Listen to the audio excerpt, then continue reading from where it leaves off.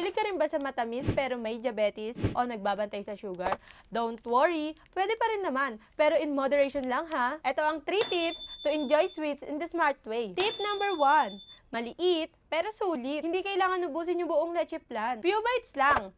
Tikman mong mabuti, lasapin, at hindi lamunin. Konti, pero sulit. Tip number 2, piliin ang natural na tamis. Pumili ng may natural na tamis gaya ng saging, mangga, o kamote. Mas mababa sa refined sugar, pero mas satisfying pa rin ang tamis. Tip number 3, i-partner sa walang asukal. Balansehin mo kung may matamis ka. Partneran mo ng walang asukal, like black coffee, tea, or pure water lang. Suwabe sa lasa, pero hindi sa sugar spike. At syempre, lagi rin i-check ang blood sugar level at blood pressure. I use the Sinocare 809 blood pressure. Madali, accurate, at may voice guide pa na tutulong magbasa sa instructions at result mo. Perfect para mabantayan kung okay pa ang BP mo kahit may panghimagas. Pwede pa rin ang tamis sa buhay basta marunong magtimpla. Remember, moderation is a key.